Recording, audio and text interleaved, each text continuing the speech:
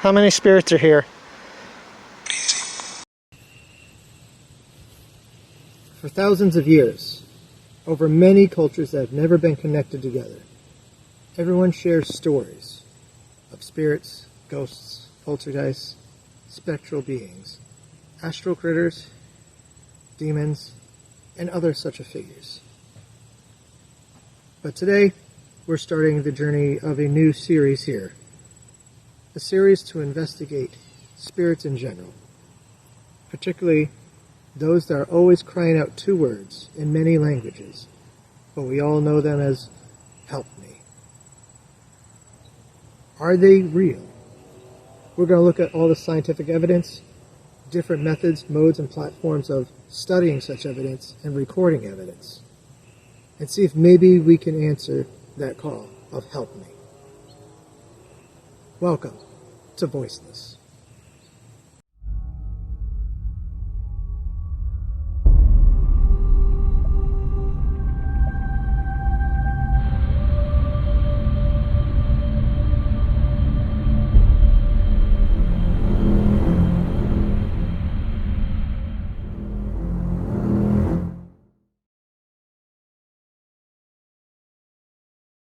In the world of paranormal investigations, communication with unseen entities is imperative when collecting evidence.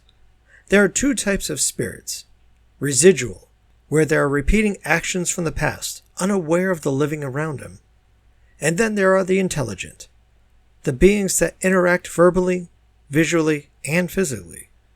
It's the intelligent spirits that are most likely to provide us more insight into their world and their experiences. There are hundreds of techniques that have been attempted to communicate, demonstrated by many cultures on all continents for centuries. In our modern time, any electronic recording device works best. And through these digital records, we can determine three types of audible communication.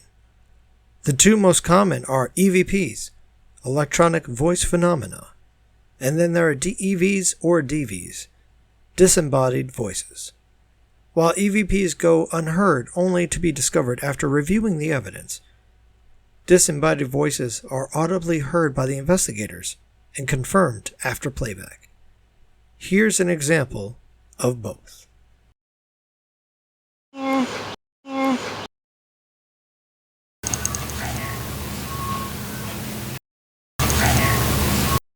In one of my first episodes of podCAK, I had my partner join me in my bedroom to have an open discussion about spirits.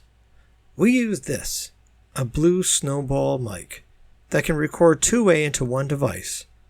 While reviewing the discussion to edit for our episode, a strange sound can be heard. While we were a few feet away from each other on opposite sides of the mic, unbeknownst to us, something came up to the device and let out a vocal breath, possibly trying to communicate with us, but being unable to do so. We tried to recreate the sound, but were very unsuccessful. Here's the original clip for you to analyze. So, when looking into the concept of ghosts,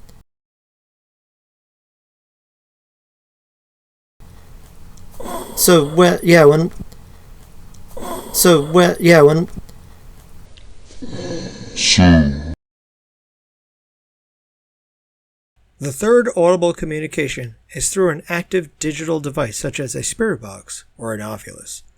Molded and adjusted over time from radios to apps, it's believed that through the use of scanning various frequencies or a bank of preloaded syllables and words, spirits can use these devices to communicate back.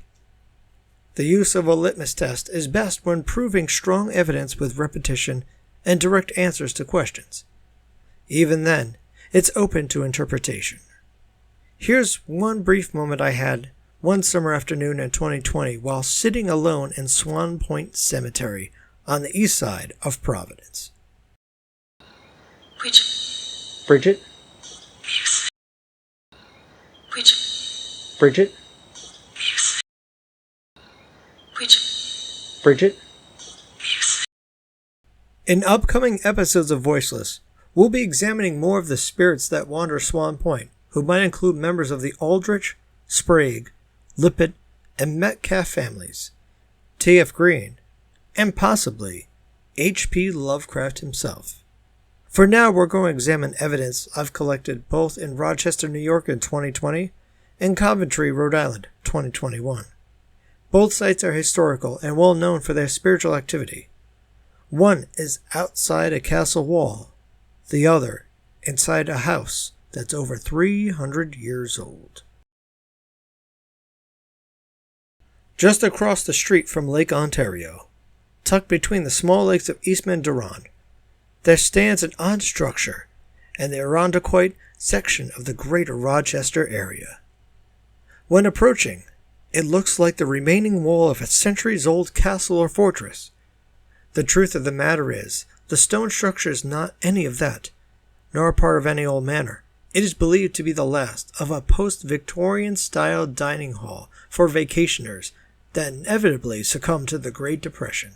The wall is all that remains. For many years, visitors have spoken of seeing a lady in white, a ghost guarded by two vicious hounds. There are many versions of the tale, but it's said that she patrols the grounds looking for her teenage daughter, who went for a walk by the lake and disappeared. Her mother is believed to have spent her entire life looking for her daughter. Did she run away with an unapproved suitor? Was she kidnapped and killed? So myself and a good friend went midday by the spot, without anyone around us, to record a spirit box session. We did not even get to utilize the spirit box before we recorded an electronic voice phenomena, a voice we didn't hear, telling us exactly what we needed to know. Okay. Okay. Okay.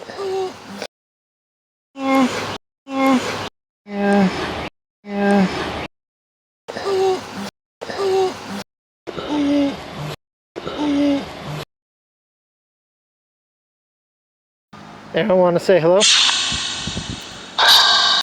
Anyone want to say hello? Anyone want to say hello?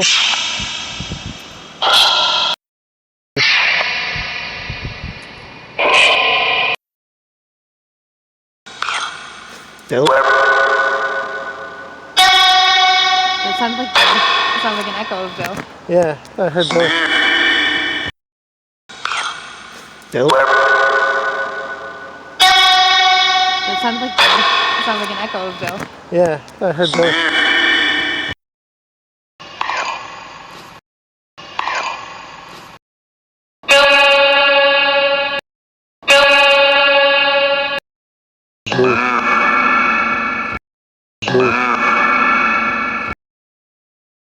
How many spirits are here?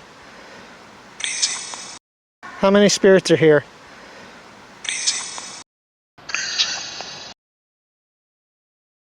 Is there a lady in white here? Is there a lady in white here? Is there a lady in white here?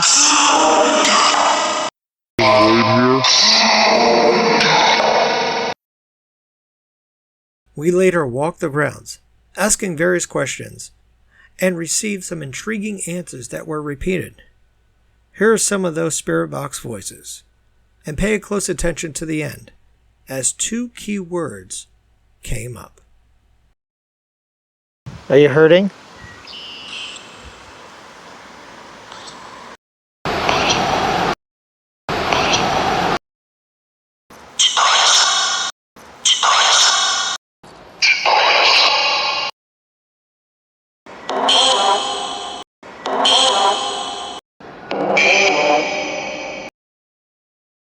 Toward the end of our half-hour stay, we were constantly told about an evil, and that she poisoned. Are there other spirits walking this hill who know of a murder? Maybe the lady in white murdered her daughter and pretended she ran away to cover her tracks. Is that why she is doomed to guard the hill, to make sure that no one figures out what she did? That's just some of the fun detective speculation. But it is one of many speculations to be filed away as potential evidence, as the dead speak to us. In July of 2021, I had the pleasure to join Rise Up Paranormal, a well-seasoned investigative team who have had several visits to the Payne House Museum in Coventry, Rhode Island.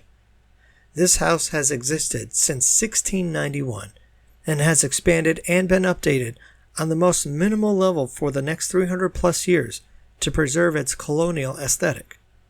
It's been a home, a tavern, an inn, and a school. The ceilings are close to your head, and the birth-death room still exists for anyone to experience. Sound travels easily in this home, but there are also sounds that no one can account for.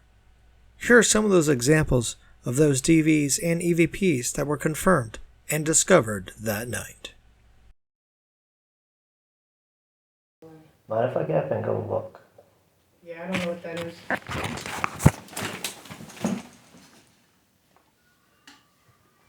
It's over here.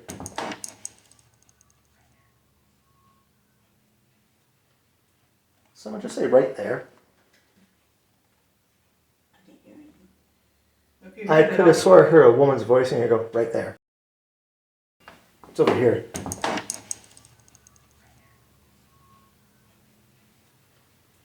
Someone just say right there.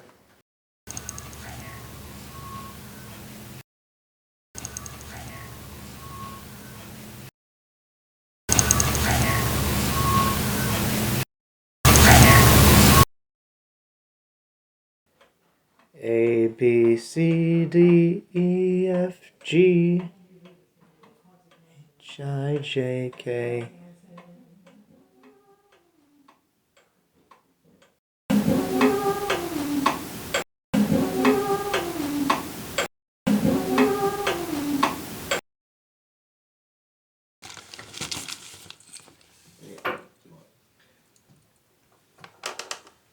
It's the same one here.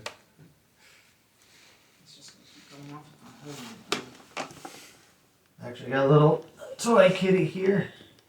If you actually squeeze it, it'll light up and actually talk to you.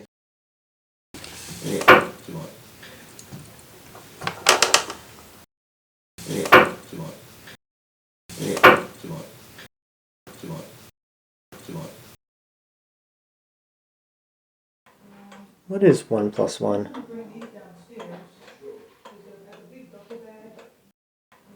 What is 1 plus 1?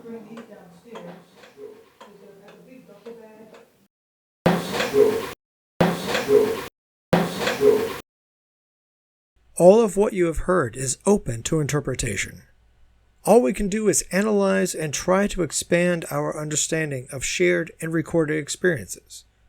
Unfortunately, with the advancement of technology, we are also prone to the conveyor belt of hoaxes for attention, trickery, or just to prevent others from asking questions that would shatter an individual's dogmatic beliefs. Voiceless is intended to provide a voice to those who wish to engage with critical thinking, experimenting, and debating this paranormal subject, but possibly to open a mic to entities from another realm trying to communicate. Please engage in a healthy discussion with us in the comments and share your personal experiences and evidence. Until our next episode, I'm Crimson Alchemia, and thank you for listening to The Voiceless.